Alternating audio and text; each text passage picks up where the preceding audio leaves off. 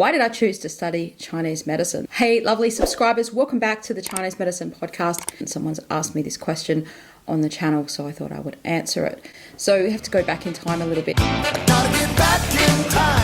I was about 16, 17, just about to graduate high school, and I didn't really know what exactly I wanted to do with my rest of my life, but I knew I wanted to study something in the health area. And I come from, I'm in Perth, Western Australia, so around that would have been 1996 that I was graduating high school. So this would have been 1995. And I remember that even in Perth at that time, you couldn't study chiropractic. So I think if that had been a course at uni, I probably would have just done that. I didn't have the grades in maths to be able to go into Western medicine. And if I had have probably had those grades or science, I would have probably gone into Western medicine. Maybe you have to kind of start doing that at year 8. And I just was never academically wired like that. And then I just kind of stumbled across Chinese medicine, and it was very, I don't know what you want to say, serendipitous, I guess. Because lots of patients always ask me this question, how did you get into studying Chinese medicine? And it just must have been meant to be, but I just also can't work out how it occurred. So this is literally what happened. It's such a bizarre story. So I was having these thoughts going around in my mind, and I really wanted to go to university because I kind of had this idea that I wouldn't be making importance of myself unless I went to university. And I guess you have to bring a little bit of context to that. In Australia versus US, like your version of university would be college. Now, people just don't automatically go in Australia. Like, you can easily just get a job, work in a trade, do something else. Some people go to uni and do like an arts degree, which would be the same sort of a thing as what you do, I guess, when you go to college and you just do a general degree, but you don't come out with a profession.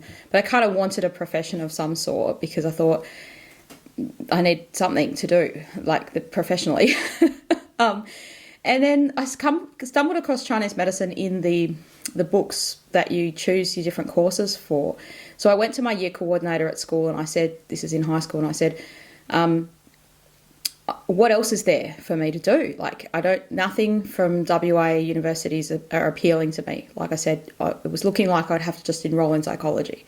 And at that point, I wasn't interested in psychology. I'm interested in that now, and I probably would have, if Jordan Peterson had been on YouTube back then, I probably would have studied psychology because hearing his stuff made it much more interesting than, just sort of your perception of what it probably was back then.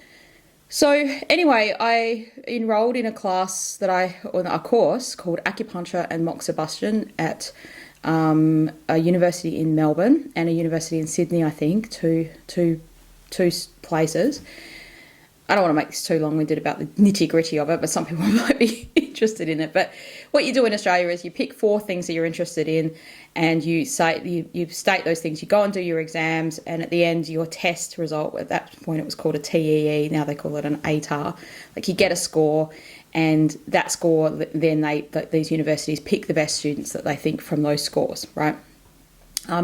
So then and now the scores are ranked as a percentile. So if you're 99, you're in the 99th percent of people that have graduated from that particular year, So anyway, I can't even remember what my score was now, but I was offered a place doing psychology in Perth, and I was also offered a place in one of the courses I enrolled in Melbourne for acupuncture and Chinese medicine.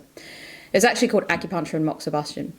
So, and I didn't know what moxibustion was. I was like, what is this? What is this stuff? So I was like, oh, what do I do? And my mum was very sort of saying to me, don't go and move to Melbourne. I was only 17 at the time, and I was thinking that would be the best thing ever to kind of move away so I could be more independent, because I've always I am an independent person. And I was like, that'd be awesome. I wanted the adventure of doing that sort of a thing.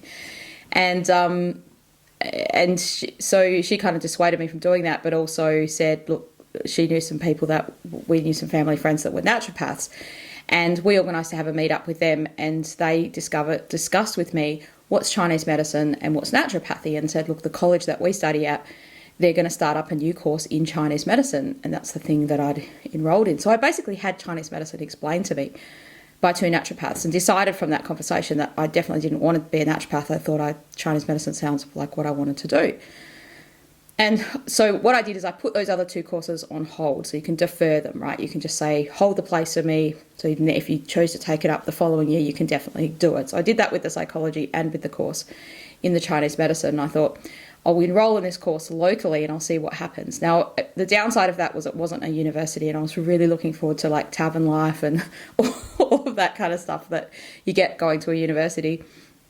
In a bigger experience. But this college was still great, and the downside of it was that you had to pay for it all yourself. Like there was no government funding at all.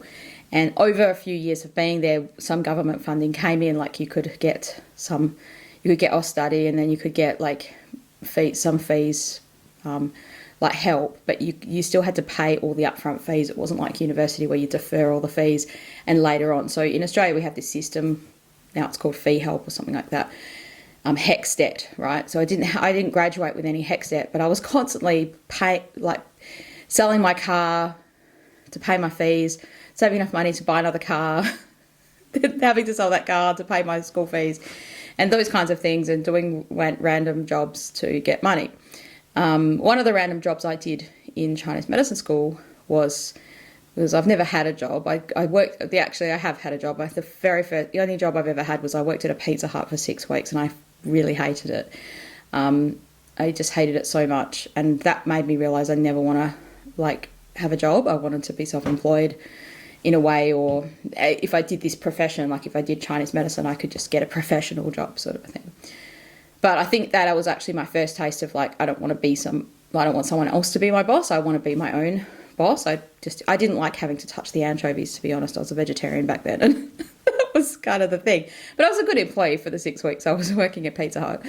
And anyway, so I did that, and then one of the little jobs I used to do to put myself through school, because my parents helped out where they could, but they didn't have much money, and they basically let me live at home for free without charging me any board, I don't think.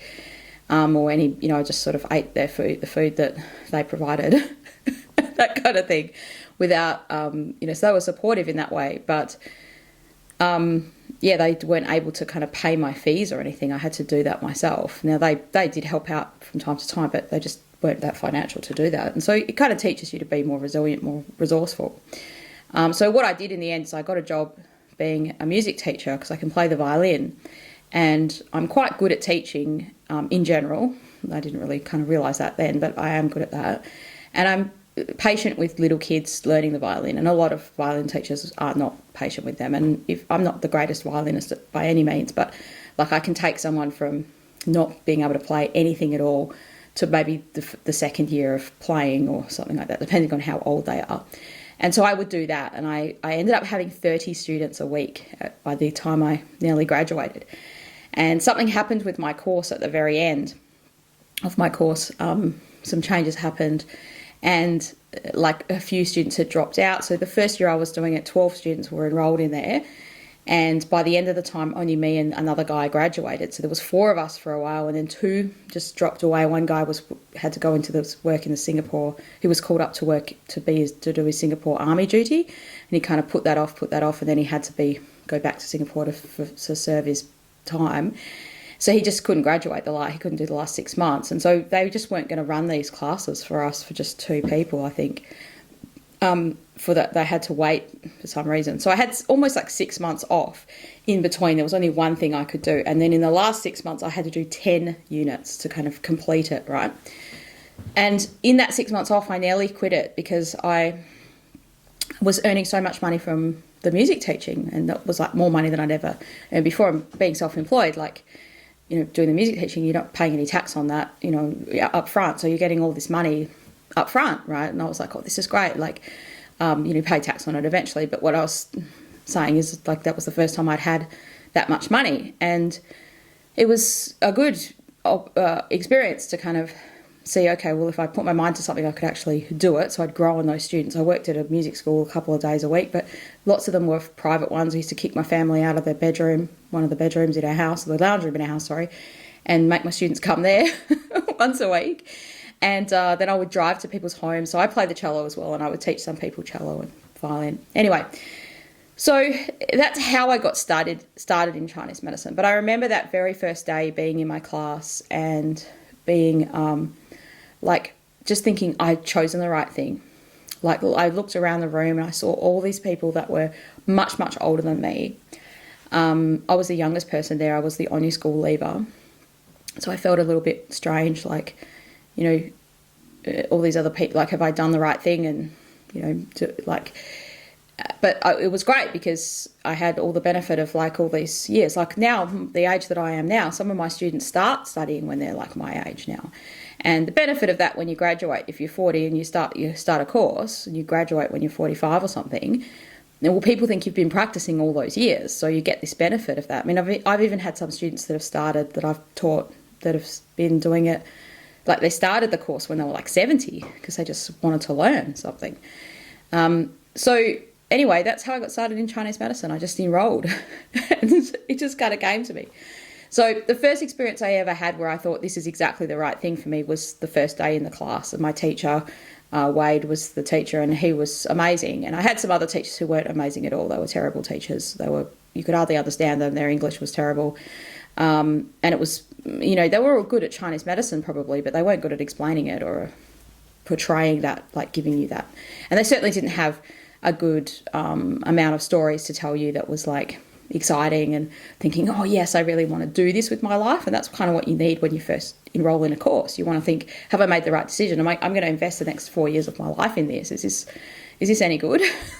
Is this what I'm supposed to be doing with my life?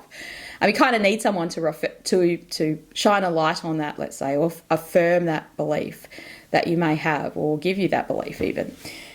So that time, then when I went to China as well, I remember walking down the street one time in Hangzhou, or cycling down the street probably. I used to really enjoy that. It was very peaceful.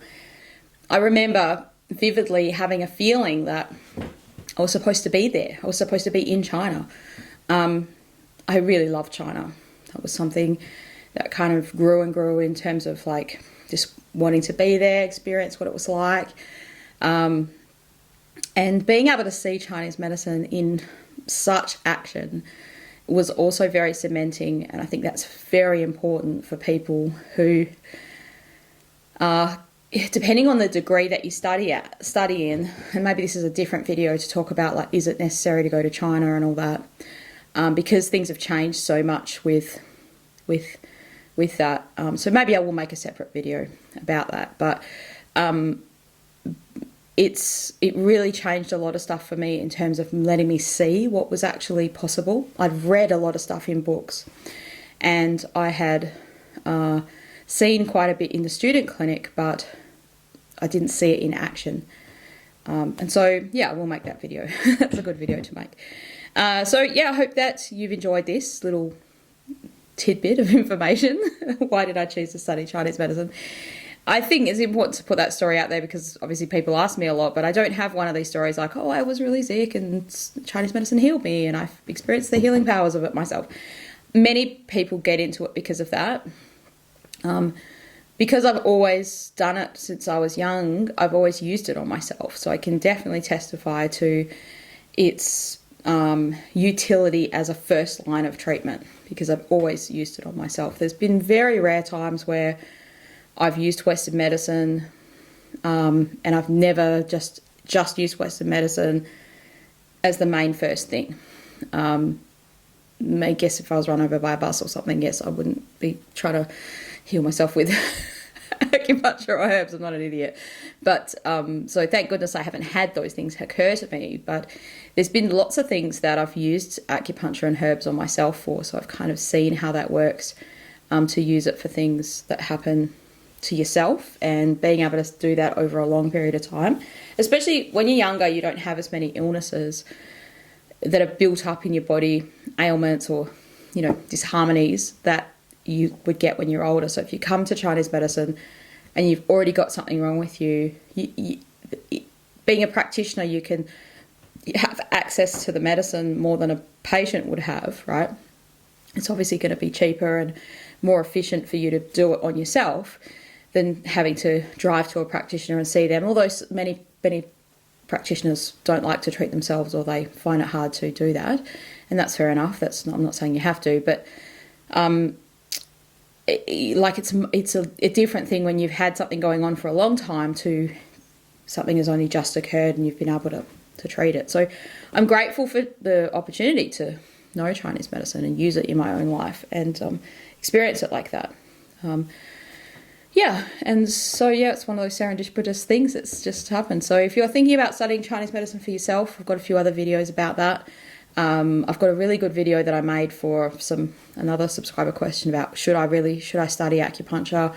I really kind of go into the pros and cons of like what it's like in the job, what your expectations should be, financial, and those kinds of opportunities and things like that. And this is just all my opinions and my experience.